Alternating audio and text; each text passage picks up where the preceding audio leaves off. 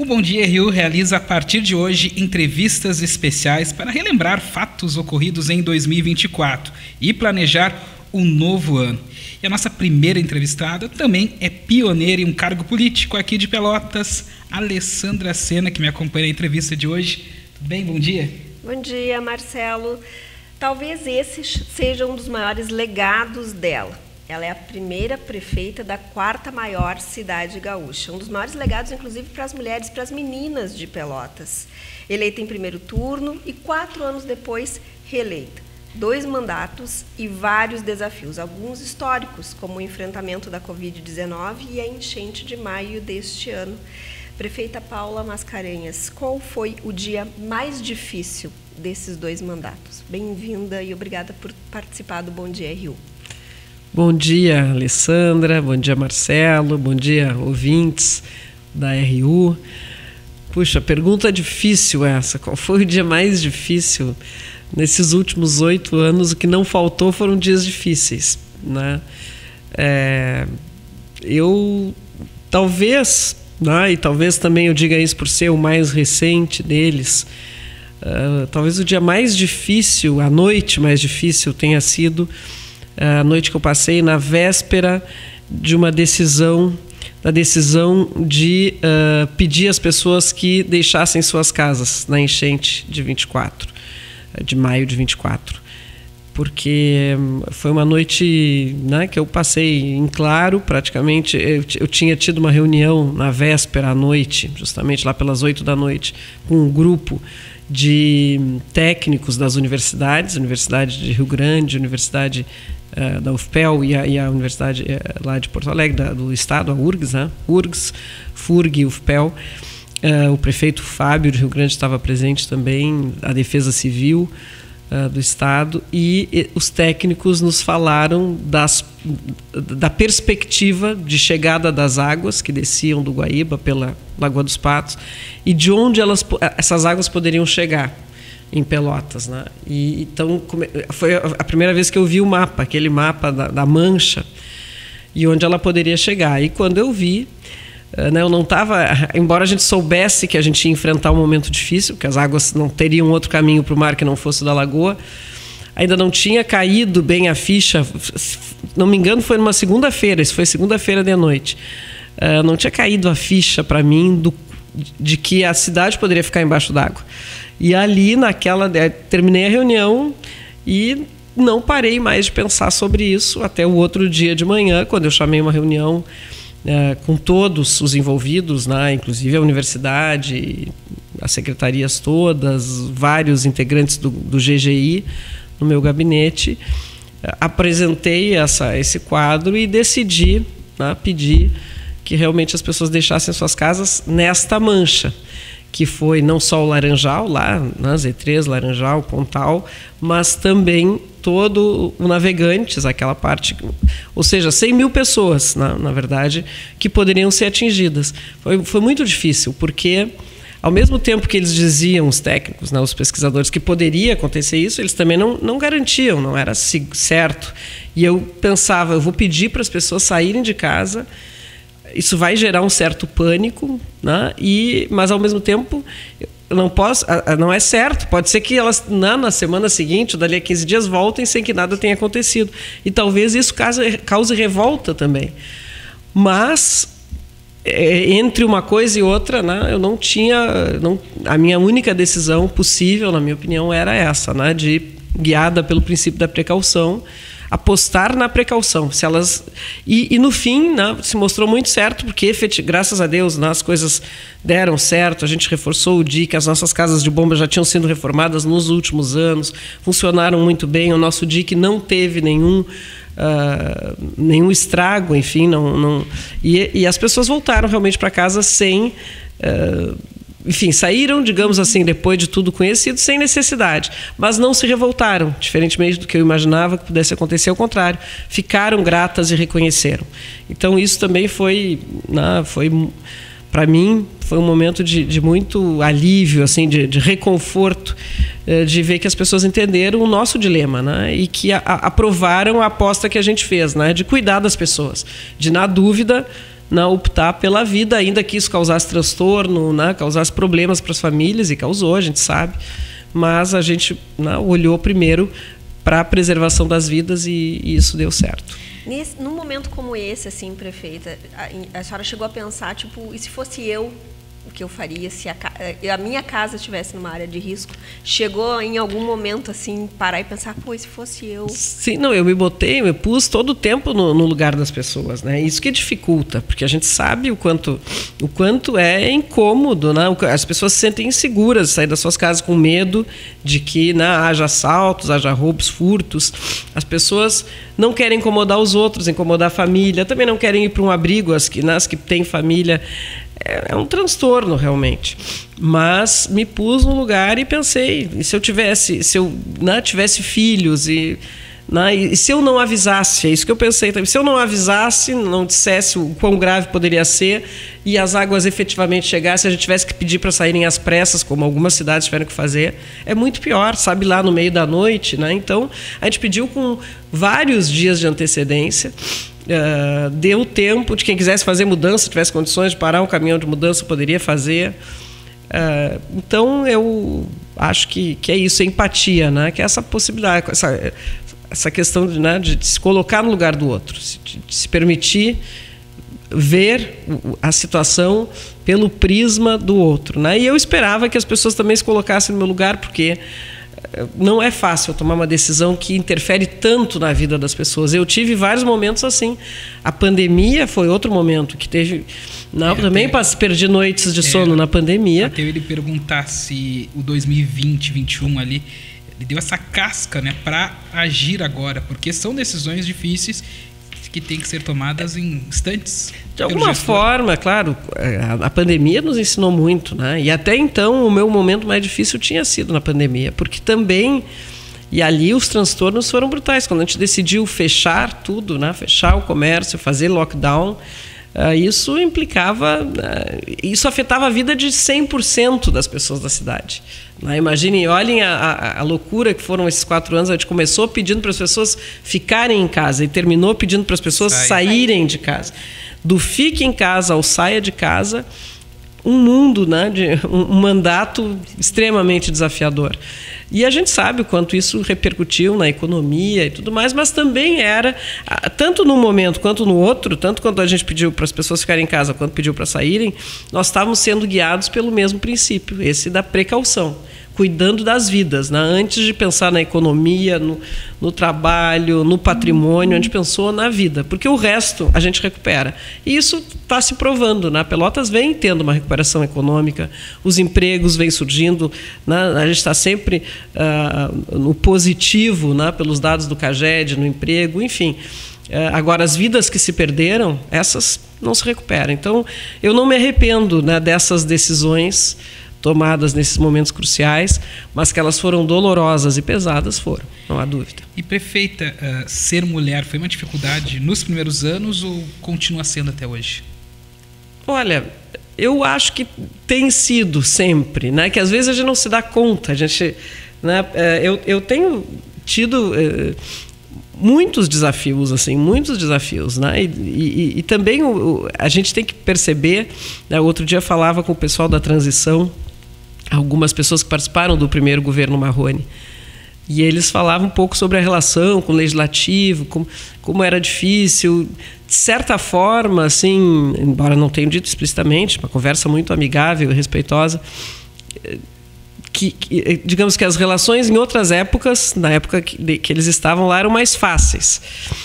Como se, de alguma forma, eu fiquei pensando, a gente tornou essa relação mais difícil, mas, na verdade, o que mudou nessa relação são as redes sociais. Hoje, qualquer pessoa, e não precisa ser um agente político, qualquer cidadão tem o mundo à sua disposição. Ele sobe num palanque em qualquer hora do dia ou da noite, em qualquer momento, e diz o que quiser. As redes sociais são esse novo... criam um novo cenário nas relações políticas. E então eu acho que eu fui muito desafiada, estou desviando um pouco o assunto, por essas questões, por haver mais palanques à disposição, todos os possíveis, E às vezes nem eu me dou conta, porque eu tenho uma tendência a não achar que as coisas são... Eu custo muito acusar alguém de machismo, precisa ser muito explícito. No tratamento comigo, a minha tendência é não achar que é. E aí outras pessoas me dizem, Paula, mas isso, se fosse um prefeito aí sentado, não seria assim, não... E eu começo a me dar conta de que talvez seja verdade, né? O fato de ser mulher... acho que cria algumas deixa alguns homens mais à vontade para algum certo tipo de pressão. Mas eu tenho também a minha casca assim foi se fortalecendo, foi pelo que a gente, engrossando, então eu tenho resistido. E pelo que a gente vê e ouve, né? A senhora tem uma característica de ser firme, né? Isso também dessa casca aí que a personalidade, assim, eu procuro ser sempre muito afável e muito aberta ao diálogo e à democracia, respeitando a democracia, e ser muito transparente, às vezes até demais, mas porque falo muito, como, inclusive a transição tem sido assim, eu estou apresentando tudo e inclusive dizendo o que eu penso sobre os assuntos, eu estou sendo muito transparente. Mas digamos assim, eu reajo, se me atacam, eu reajo na mesma medida. Isso é uma questão de temperamento.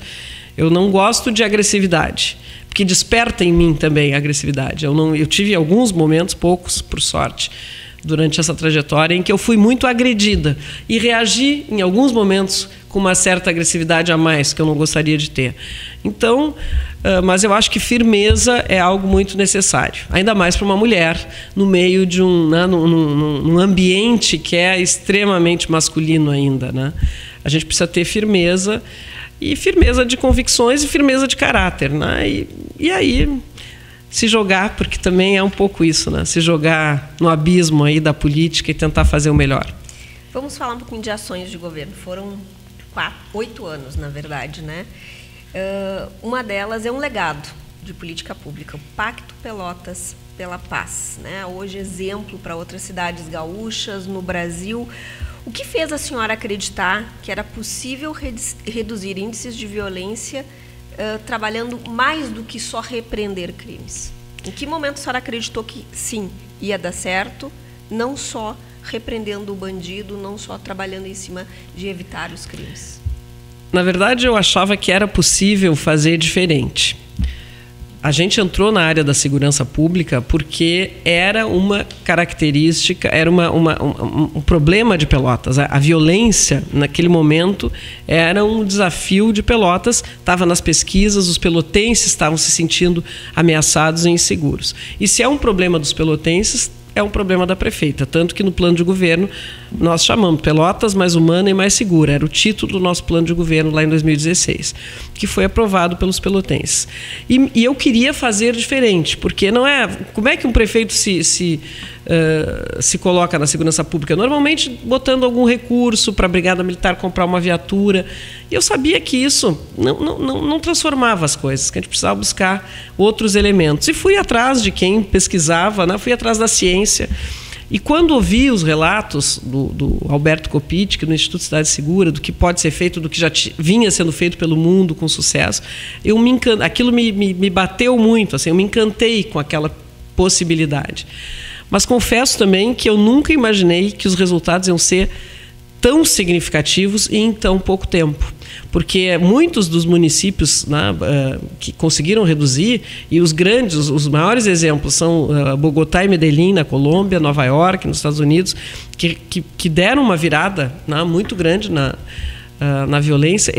Os índices começaram a cair, mas mais lentamente do que aqui. E a diferença é que se estendem por décadas, né? Eles mantêm, mas caíram mais lentamente. Os nossos, com o pacto, eles caíram muito significativamente. A gente saiu de 34 homicídios por 100 mil habitantes para menos de 10. Né? Agora está em torno de 10, mais ou menos, ou até um pouquinho menos, vai depender agora do fim do ano.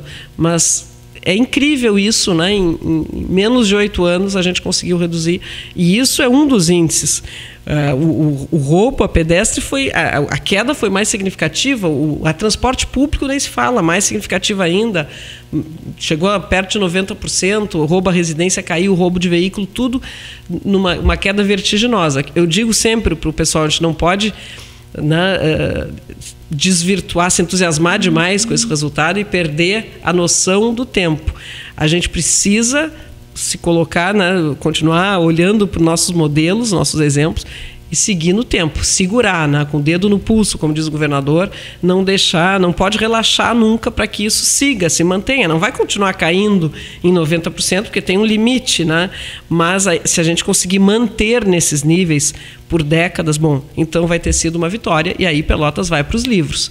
Hoje já está como uma referência no Brasil, referência internacional.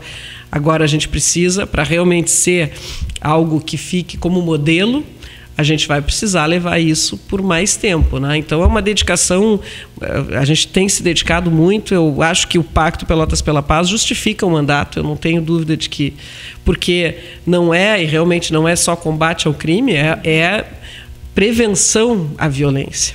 E isso não é só um dado, né? Isso muda a vida de pessoas, crianças que iam acabar sendo vítimas ou entrando no mundo do crime, que, né, podem ter as suas trajetórias desviadas para coisas boas, né? Para formação profissional, para experiências no esporte, para experiências em relações sociais, para crescer como ser humano, né? Pela aprendizagem, pela educação, pela cultura. Então, realmente é isso que transforma uma cidade. É exatamente isso, né? São crianças que agora, nos últimos 8 anos, algumas até com menos idade, foram impactadas, mas que o grande resultado vai ser mais à frente, daqui aos próximos 8 anos ou 10 anos. Se a senhora pudesse pedir alguma coisa para o prefeito eleito, pediria a continuidade do pacto? Eu já pedi, inclusive. Convidei o prefeito para a reunião do Gabinete de Gestão Integrada. Ele foi com uma parte da sua equipe, a gente apresentou os dados, a gente falou. A nossa assessora especial, coordenadora do pacto, já também apresentou a equipe de transição. A gente tem falado muito, e eu disse a ele que achava importante ter uma coordenação do pacto, né? Se colocar o pacto dentro de uma secretaria, eu temo muito pela continuidade, porque o pacto é uma política transversal, é uma política de relação com diversas secretarias, diversas instituições públicas e privadas, é com a sociedade em geral. Então, é importante ter uma coordenação que possa se relacionar, né? Estou dizendo isso porque ele anunciou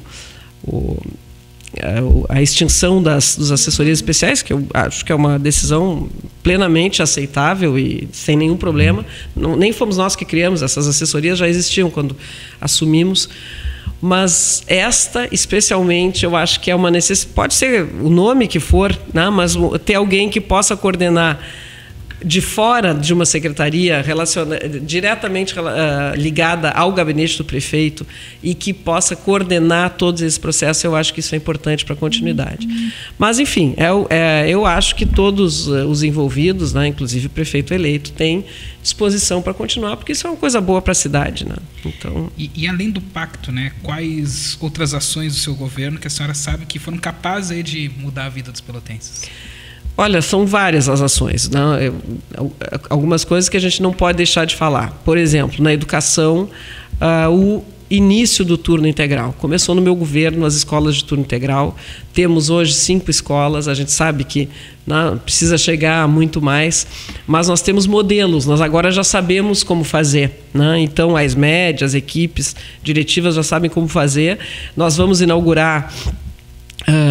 agora ainda a escola do Vasco Pires, uma outra escola espero entregar ainda 2 escolas, vamos ver se eu consigo até o final do ano, faltam poucos dias, né? Mas a gente está nessa expectativa. E temos uma escola de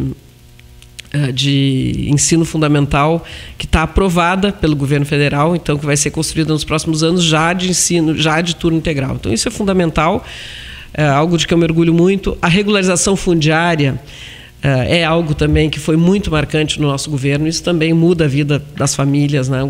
Deixar de ser poceiro, passar a ser proprietário, passar olhar para os seus filhos como seus herdeiros efetivos, poder deixar um patrimônio para os seus filhos, isso dá dignidade para as famílias, né? Aliás, ter colocado a habitação no centro de algumas questões, inclusive de prevenção à violência, ter percebido a importância de uma moradia digna, isso também é algo de que eu me orgulho muito. Ter fortalecido, se eu olhar para cada secretaria, tem coisa importante, ter fortalecido a questão da participação, da abertura democrática no repasse dos recursos da cultura, por exemplo.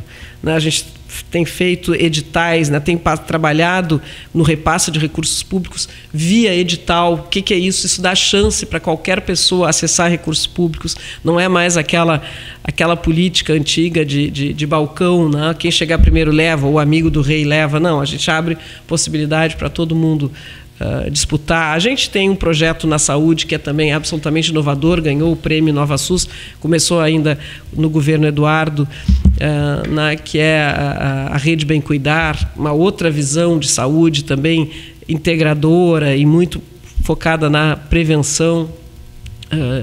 Enfim, em todas as áreas a gente tem questões que se colocam de forma referencial, assim, nos dão muito orgulho. A gente pode seguir falando se você tem algumas leis, tem algumas coisas que as pessoas não sabem, porque são leis, mas a gente sabe o quanto isso é inovador.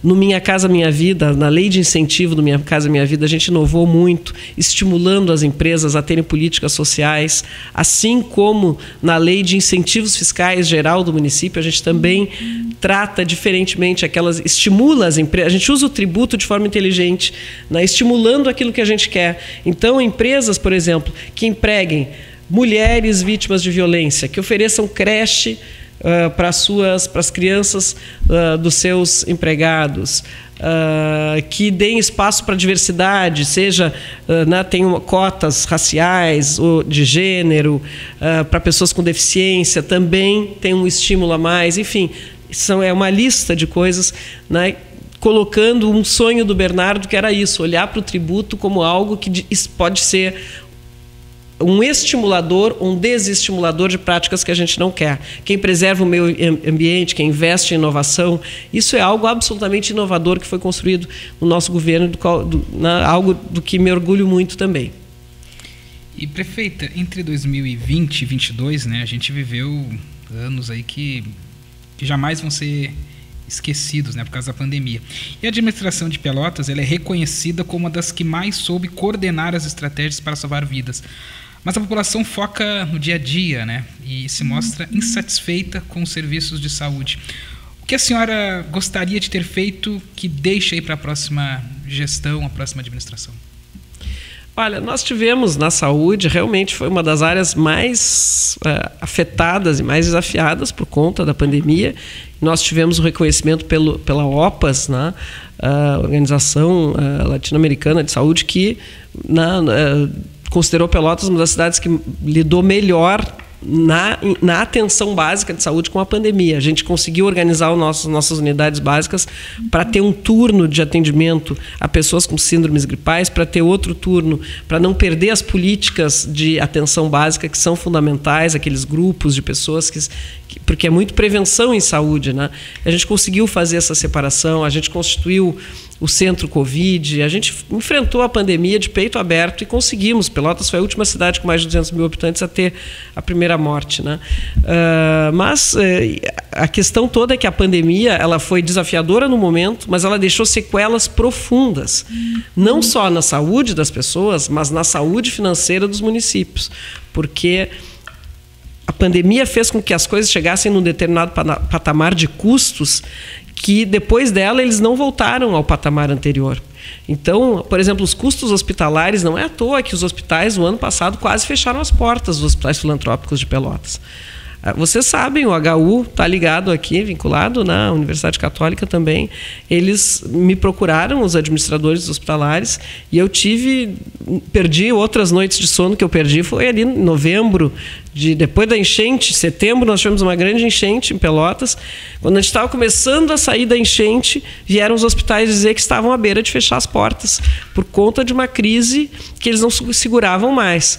Nós nos unimos como nunca na história, foi outro fato marcante desse governo, e conseguimos. Eu mesma não acreditava que a gente ia conseguir, porque eu nunca vi isso acontecer. Quantas vezes já batemos as portas dos ministérios sem retorno? Pois conseguimos bater a porta do Ministério da Saúde, e a ministra Anísia nos deu o retorno, aumentando em quase 30 milhões o nosso teto da saúde, o que garantiu a saúde financeira dos municípios, para os hospitais. Mas por que isso aconteceu nos hospitais? Porque os custos se elevaram, e se elevaram também para o município, né? E além de os custos terem se elevado, mais gente migrou para o SUS, porque como as pessoas empobreceram com a pandemia, muita gente que estava na saúde privada deixou e migrou para o SUS. Então a demanda, e além disso atendimentos que não foram feitos na pandemia, cirurgias eletivas que acabaram se agravando, aumentaram as filas. Por isso que a gente viveu realmente um momento na saúde absolutamente ali, né, terrível, gente. Somos sobreviventes. E, além disso, caíram as reservas municipais, as receitas municipais, por conta de uma decisão lá em 2022, às vésperas da campanha eleitoral, de reduzir ICMS da gasolina e combustíveis, telecomunicações, que também tirou mais de 100 milhões dos nossos cofres. Então, bota tudo junto, no mesmo contexto, e eu digo que a gente fez milagre e que somos sobreviventes. Obviamente que o atendimento à saúde sofreu. Obviamente que eu gostaria de ter feito mais, eu gostaria de não ter passado por isso, de a gente ter as nossas unidades. Nós tivemos um momento também sem médicos, faltando muito médicos nas unidades, porque não tínhamos mais médicos, e a gente não pode obrigar os médicos a quererem trabalhar para a prefeitura. Graças a Deus, este momento crítico passou, a gente hoje tem médicos nas UBSs, mas temos muitos desafios, né? A gente, como eu disse, somos sobreviventes, ainda precisa fazer muito mais, mas temos aí outra obra marcante, que é o nosso Hospital de Pronto-Socorro, parceria. Agora, como é que fica, então, parceria com o Estado, ele está aí pronto, a gente está por entregar a obra, eu espero que a gente consiga entregar até o fim de dezembro, mas se não conseguir entregar 100%, ela vai estar praticamente pronta. E aí, claro, tem o desafio de fazer a passagem lá do PS de hoje para o novo HPS, mas isso vai ser resolvido. Estamos acompanhando o novo governo no Ministério Público e em contato com o Estado, e nós vamos estar num outro patamar. Agora me lembrei de outras coisas que a gente fez em termos de infraestrutura na cidade, como a iluminação de LED. Era isso que eu ia lhe perguntar. Na infraestrutura, assim, porque as pessoas agora, principalmente no período da eleição, né?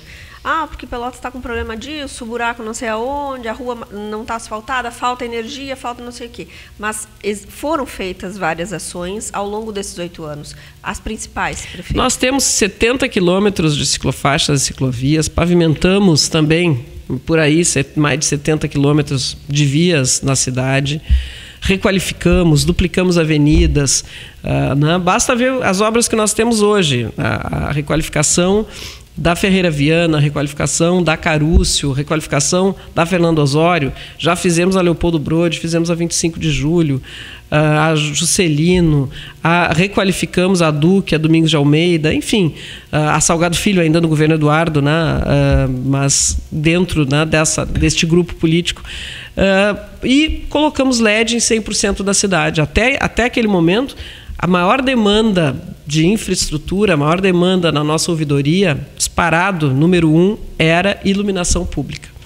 Depois vinham os buracos, mas muito antes vinha iluminação pública. Hoje, isso desapareceu, porque hoje nós temos não só todas as lâmpadas, claro que estamos sempre trabalhando, arrumando aquelas que, que podem falhar eventualmente, mas 100% da cidade com iluminação em LED, e a colônia também, muito investimento em LED, lá eles nem pagam COSIP, e a gente também botou LED na colônia. Então isso muda muito a qualidade de vida das pessoas, né? Porque sai de uma luz muito fraca. Quando a gente vai a alguma cidade que ainda tem o outro tipo de iluminação, a gente percebe a diferença, né? E o quanto isso traz de segurança, né? De vontade das pessoas circularem à noite, o que também por si só já gera mais segurança, o quanto é mais agradável fazer um passeio noturno e numa festa na rua. E o que a gente quer também, né, é muito levar as pessoas para a rua, para as pessoas ocuparem o espaço público. Por isso a gente investiu muito em requalificação de espaços públicos. Vários, a gente está também por entregar agora o Parque da Baronesa, maravilhoso. A gente requalificou ali o Largo além do Largo do Mercado, o Largo da Estação Férrea. Enfim, foram muitas ações de criação de espaços públicos nos bairros também, como o Microparque do Arvoredo, lá na Bom Jesus. Enfim. Prefeita, mais difícil que... A Palestina, vamos entregar em breve. A pracinha está quase pronta. Prefeita, mais difícil do que fazer a obra talvez seja manter. É verdade. Isso talvez seja o grande problema, porque várias obras foram feitas, mas o tempo passa e tudo, a casa da gente precisa de manutenção. Então, é essa a questão, ter sempre o recurso para poder continuar mantendo como foi entregue. A manutenção, porque aí a manutenção entra no custeio, a obra entra no investimento. Essa diferença entre investimento e custeio é uma coisa importantíssima para as pessoas que estão em casa. O investimento, a gente busca recursos, por exemplo, o governo do estado, o governo federal abrem editais, tem recurso disponível, a gente vai lá, a gente tem excelentes projetistas, a gente sempre consegue aprovar os recursos e trazer o dinheiro. Agora, o custeio é outra coisa. O custeio, normalmente, a gente faz com recursos próprios. O que é o custeio? Justamente isso, manter lá, tapar o buraco, trocar a lâmpada, fazer a varrição, fazer a limpeza. Isso é uma dificuldade para o poder público, porque a gente não consegue ir num banco e fazer um financiamento, por exemplo, para custeio, só para investimento, só para obras novas. Muita gente diz, olha aqui, está faltando médico que estão aí construindo uma unidade básica, é melhor não construir e ter médico. Mas eu não posso usar o recurso de uma obra para pagar o salário de médico. Uma coisa é custeio e outra é investimento. E isso não é só em Pelotas, que é o maior desafio, o do custeio. Realmente é algo... Se a gente, aí é aquela crítica que eu faço desde sempre também, que é o rateio dos recursos públicos. É muito injusto no Brasil, porque a maior parte, mais de 60%, quase 70%, ficam com o governo federal, enquanto os municípios ficam com a menor parte, 15%, 16%, dos impostos que todo mundo paga. Se nós tivéssemos, se fosse que nem na Alemanha, 33% para cada um, aí não teríamos problema de fazer a manutenção, Nós teríamos dinheiro para o custeio, para contratar mais médico, para tudo isso. Mas, infelizmente, não é essa a realidade do Brasil.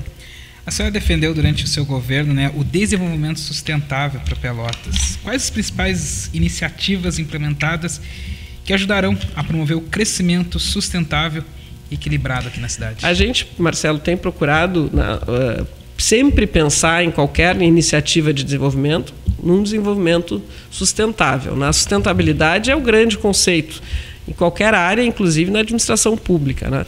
Assim, obviamente, a gente tem alguns projetos voltados ao meio ambiente, seja lá na Secretaria de Qualidade Ambiental, e alguns premiados, como o óleo sustentável do SANEP, que é um projeto não só que retira o óleo que vai fora, em geral jogam nas valetas, jogam nas pias, e isso vai prejudicar o meio ambiente, como também retira dinheiro de famílias que podem ganhar dinheiro com isso. A gente tem cooperativas, aliás, Pelotas é uma das cidades que mais tem cooperativas apoiadas pelo poder público. Aliás, estamos ganhando inclusive um prêmio por isso.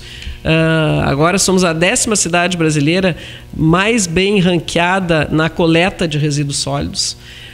Nós temos hoje 100% da cidade com coleta seletiva. Isso também é pensar em desenvolvimento sustentável. Hoje a nossa diretora-presidente do SANEP está lá em São Paulo para receber esse prêmio. Eu fiquei sabendo meio de última hora, não pude ir. Na verdade, acho que não é hoje. Eu estou falando aqui, não está indo ao ar no mesmo dia. Mas, enfim, nós recebemos agora, recentemente, esse prêmio. E é isso, 10ª cidade no ranking das melhores cidades brasileiras, nessa área, porque é isso, sustentabilidade. A nossa cooperativa do óleo sustentável, ela gera produtos de limpeza, que na pandemia foram distribuídos para as pessoas que mais precisavam naquele momento. A gente precisava ter mais higiene ainda para combater a Covid-19. Então, são elos, são cadeias de coisas positivas que vão repercutindo e que nos colocam como uma cidade que pensa no desenvolvimento sustentável. prefeita, o que não foi feito? O que Pelotas ainda precisa fazer para avançar? Olha, Alessandra, em todas as áreas a gente pode dizer, podia ter feito isso, poderia ter feito aquilo, né? Porque não tem como a gente fazer tudo, não há gestão que dê todas as respostas, é impossível. A gente precisa, cada governo, por isso se apresenta um plano de governo, né? A gente precisa ter foco, ter objetivo, né? E buscar esse objetivo. E aí cada governo acaba resolvendo alguns problemas e deixa menos problemas para o seguinte. Nós recebemos do Eduardo menos problemas, assim como ele recebeu do prefeito anterior, prefeito Fetter, e assim por diante. O Eduardo, por exemplo, resolveu o problema da ocupação irregular, né? Os trailers e tudo mais. Era um problema na cidade. Eu já não precisei me preocupar com isso. A gente foi se preocupar com a questão da violência que estava crescendo, né? Buscar a escola de turno integral, enfim. O próximo governo vai receber uma cidade com muita coisa resolvida e muitas coisas que também não se enxergam, porque são reformas de legislação que ajudaram, que se não tivessem sido feitas iam esvair os cofres públicos, como já vinham esvaindo, e que nós fizemos com coragem, com capacidade de diálogo, né, sem medo de sofrer retaliações políticas, mas que eram necessárias para o futuro de todos. Então, a gente, agora, obviamente, coisas não foram feitas. Me perguntar uma frustração que eu tenho é não ter conseguido, por exemplo, recuperar o Castelo Simões Lopes, que é um patrimônio da prefeitura, pelo qual eu tenho a maior admiração. Eu queria muito, né, prova de que a gente não consegue fazer tudo o que quer. A gente investiu num projeto, né, com uma sessão de uso criativa, aliás, até uma inovação que nós fizemos, e veio a pandemia, o Instituto Ecarte, que era o responsável, não conseguiu segurar, devolveu, e a gente não conseguiu, então, levar adiante nessa recuperação. Mas eu tenho certeza que o próximo governo vai, já que é uma coisa que a gente não conseguiu, eles farão.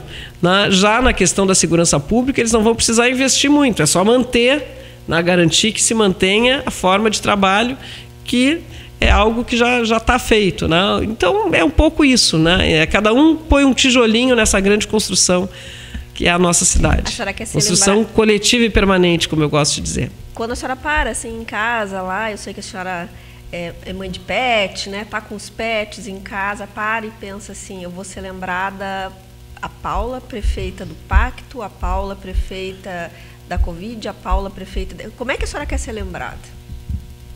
Olha, como eu quero ser lembrada, eu gostaria de ser lembrada como uma prefeita que olhou para Pelotas com amor, que dedicou o melhor das suas capacidades, dos seus talentos limitados, mas o melhor deles para a sua cidade natal. Uma prefeita que olhou para o seu povo, que ouviu o seu povo. Humana.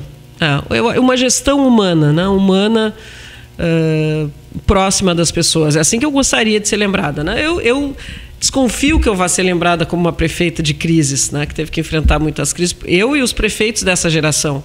Porque a verdade é que esses últimos 4 anos realmente foram, talvez, e é reconhecido por todo mundo, os mais desafiadores aqui no Rio Grande do Sul. Né?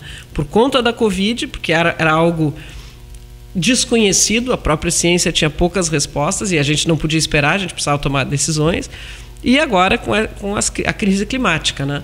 Então, acho que eu vou ser lembrado um pouco como a prefeita das crises, mas espero que uma prefeita que enfrentou, né, as crises com trabalho coletivo, com integração, com transparência, né, olhando para as pessoas com cuidado e com priorização da vida. Se for assim, eu já vou também ficar satisfeita. Vou fazer uma confidência aqui, né, Alessandra? Eu estou acompanhando mais agora. Estava na pasta do esporte, agora eu volto daqui para o jornalismo. E eu entrevistei a senhora em 2020, ali durante a pandemia, quando a gente cedeu o espaço, né, o esporte, saiu de campo e a gente veio com o jornalismo. E agora, né, infelizmente, na tragédia do Remar, eu cheguei na redação e falei para a Alessandra, né, como a Paula é humana. A gente viu isso naquela tragédia lá, né, infelizmente, com as crianças. Então, essa é que eu, Marcelo, vejo como uma prefeita humana, que sabe, né, o lado do outro, né? Comentei isso com a Alessandra aqui na Exatamente. redação, né? E, prefeita, ser humana é difícil para fazer política. Fazer política e ser humana combina? Ou é também um exercício diário? Ou superar ou respirar fundo 1000 vezes assim ao longo do dia? Como é que Para mim, Alessandra, não há alternativa. Eu não consigo pensar em fazer política sem o lado humano. Assim, para mim, essas coisas vêm juntas, né? Eu sempre digo que o que me fez ser prefeita, o que me fez entrar na política foi o mesmo que me fez ser professora. É interesse pelo outro, né? Um amor pela humanidade, assim. Eu tenho isso. Não sei se é porque sou aquário, né? Dizem que os aquarianos tem uma coisa pela humanidade, eu tenho esse interesse pelo outro. Então, para mim, são coisas que vêm juntas. Se tiver que separar, vai falhar, né? Então, agora, claro, a gente se expõe bastante, né? Para ser quem a gente é mesmo, né? No cenário público, que não deixa de ser um palco, né? A gente está sempre muito exposto, a gente se expõe e, claro, que se fragiliza também em alguns momentos, né? Então é duro, mas eu acho que é o caminho. E acho que, quero dizer, apesar de tudo, de todas as dificuldades, e a gente enfrentou muitas e tem muitas dificuldades, eu reconheço que Pelotas precisa melhorar em muitos aspectos. Eu não acho que o meu governo tenha sido perfeito, sei bem, né, que não foi, mas eu acho que quando a gente se coloca assim, com simplicidade, com verdade, as pessoas reconhecem. Imagina, a gente não ganhou essa eleição, o nosso candidato nem foi para o segundo turno, infelizmente. Mas, então, a impressão que dá é que a população se afastou de nós. E eu quero dizer, e não estou inventando aqui, né, quem anda comigo todo dia vê isso.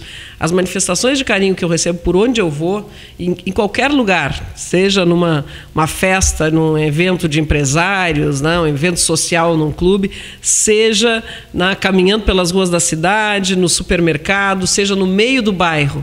As pessoas vêm falar comigo com muito carinho, com muito respeito, assim, com afeto mesmo. Eu fico muito satisfeita porque eu estou chegando no fim de 8 anos, se contarmos o período de vice, 12 anos, e continuo próxima e tendo respeito e o afeto das pessoas de Pelotas. Isso não tem preço, isso para mim me deixa muito satisfeita, muito feliz mesmo.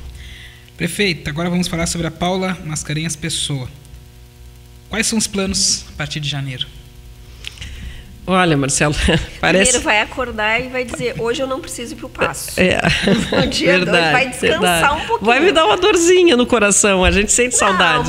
Já estou com saudade. Vai sair para fazer uma atividade física. Com certeza, que eu procuro fazer, né? Nem sempre dá, mas procuro cedinho ir na academia para, né, não perder esse foco que é importante. Passear com meus cachorros também, de manhã cedo eu caminho com eles. Quem sabe voltar a praticar, a gente está aqui com o Gustavo, né? Gustavo, secretário de comunicação, praticar mais o francês. Eu pude, né, acompanhar algumas reuniões e é fantástico vê-la falando em francês. Quem sabe volta a praticar com mais frequência. Eu tenho meu vínculo com a Universidade Federal, né?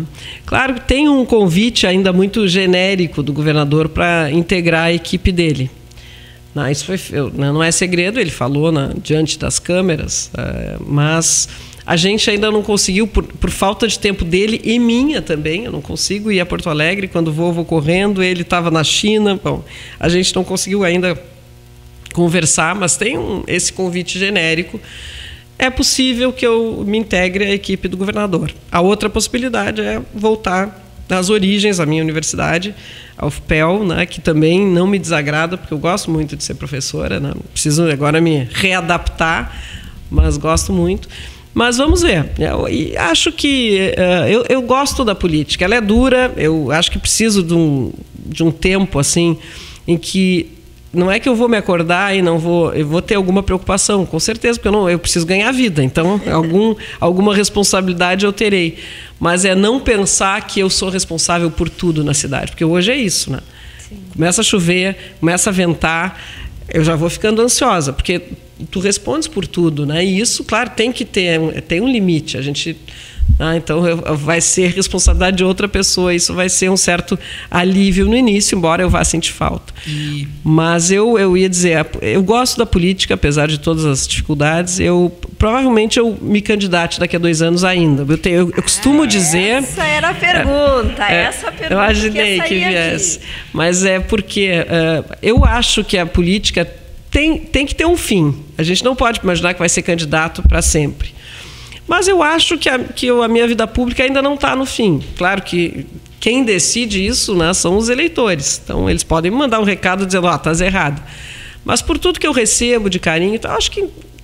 então eu pretendo concorrer. Agora vocês vão me perguntar a quê? Qual é o... E eu não posso dizer isso hoje, porque realmente não sei. As coisas são muito rápidas, muito dinâmicas. Então, qualquer coisa pode mudar. É mais provável, né, que seja o legislativo, até porque o executivo só tem 2 cargos de executivo daqui a 2 anos, que é presidente da República e governador do estado. Então, acho que é bastante difícil. Ninguém diz 2 anos antes vou concorrer a isto. É um cargo desse, porque não é uma decisão pessoal nesse caso, né? Decisão pessoal é um cargo proporcional. Legislativo, acho que o meu partido não me negaria uma candidatura, né? Mas isso vai ser construído ao longo do tempo. Foi bom a senhora abordar sobre o partido. Nós estamos quase encerrando, né, Marcelo? Mas sempre tem uma pergunta a mais para fazer. A senhora pode ser considerada daqui a um tempo, ou já está sendo considerado, um elo, porque o PSDB hoje precisa de lideranças que saibam construir sucessão. E a sucessão é um problema no partido hoje. Como é que a senhora avalia? Porque a senhora tem uma grande responsabilidade hoje com relação a isso. A senhora, o governador Eduardo Leite, mas principalmente a senhora. Eu acho que a gente precisa, que a gente vem fazendo em Pelotas nos últimos anos, no partido, né, no PSDB, é renovação. Acho que a gente precisa renovar sempre, né, apresentar novas lideranças, porque as pessoas gostam de mudança, as pessoas querem cara nova. E acho que uma cidade precisa ter novos líderes. Pelotas passou muitos anos com os mesmos líderes. E nada contra eles, que são admiráveis. Assim, eu tenho grande admiração por boa parte deles, né, se não por todos, os líderes que já tiveram grandes responsabilidades aqui em nome da cidade. Mas não dá para ter sempre os mesmos nomes. Precisa ter gente nova, cara nova, né, se conectando com os anseios novos também da população. Eu acho que o PSDB fez isso, fez esse dever de casa. Se renovou, apresentou o Eduardo, apresentou a Paula, apresentou o Estima, apresentou o Daniel, o Viana. A gente tem muitas lideranças aqui em Pelotas, né, cada um com a sua característica, mas todas, né, conectadas com a cidade, fazendo o melhor que podem por ela. Então, eu acho que a gente precisa manter isso. Tá? Manter isso. Não foi diferente dessa eleição. A gente apresentou um nome novo na política, né? O Fernando já é bastante conhecido. Ok, as pessoas não quiseram, né? Optaram, fizeram outra opção, que a gente respeita absolutamente, mas a gente apresentou, a gente colocou uma pessoa que fez 36 mil votos, com uma vice que também era nova, de outro partido, a Michele, né? Mulher. Enfim, a gente colocou mais 2 atores neste cenário político, que eu acho que é positivo. E acho que devemos continuar fazendo isso. Uma palavra para 2024. 24 ou 25? 24 para 2024. Eu acho que a palavra que resume 24 é resiliência. E uma palavra para 2025? Esperança. Eu pensei que ela ia dizer descanso. Ela ia descansar. Tá certo. Prefeita Paula, muito obrigada. Acho que a gente poderia continuar conversando um tempão. Tem tanta coisa para falar. Acho que a senhora deveria escrever um livro sobre esses últimos 12 anos, em especial 2020 para cá. Eu vou te dizer, uma pessoa que eu admiro muito, não vou citar o nome porque, enfim, ela não me autorizou, mas uma mulher também me disse isso. E eu disse para ela a mesma coisa que eu vou te dizer. Se tu me ajudares, eu faço. Estamos no compromisso. Então, vamos lá. Que são muitas histórias. São muitas histórias. Ela me disse, eu não tinha pensado nisso, mas ela me disse, tu és a primeira mulher prefeita. Isso vai ficar marcado na história, tem que ser contado. E realmente, daqui a pouco essa memória se perde, porque é muita coisa. A gente viveu muitas coisas, até já se perderam de alguma forma, já estão mais apagadinhas na minha memória, porque todos os dias a gente mata um leão por dia, ou às vezes mais de um, né? Então, talvez seja interessante como um relato histórico, assim, né? E de um momento histórico muito contundente, né, que a gente viveu, com todas essas crises e tudo mais. Okay. E acho que Pelotas saiu bem. Não estou agora fazendo um autoelogio, né, mas sem falsa modéstia, mas não. Eu acho que Pelotas tem muita capacidade, né, muita resiliência. E eu admiro muito a nossa cidade, assim, e o seu povo e a sua forma de lidar com as coisas. E acho que isso merece, sim, ficar registrado. Quem sabe, então, a nossa próxima entrevista ou é sobre a pasta que ela vai assumir, ou então ela já vai estar dando os primeiros passos aí sobre o livro, a biografia da prefeita que enfrentou os desafios de Pelotas. Prefeita, muito obrigada. Um bom 2025, né? Porque estamos aí prestes a iniciar um ano novo. Né? E os microfones da Rádio Universidade, da Universidade Católica de Pelotas, sempre abertas, portas abertas para a senhora. Muito obrigada pela parceria ao longo dos anos, por nos ajudarem a enfrentar essas crises. A imprensa foi importantíssima na pandemia, nas enchentes, em todos os momentos. Na imprensa livre é um pilar, talvez o mais importante da democracia. Então, muito sucesso, bom trabalho para vocês e até a próxima. Até a próxima. Valeu. Muito obrigado, a prefeita Paula Mascarenhas, abrindo aí nossa série de entrevistas especiais aqui no Bom Dia Rio.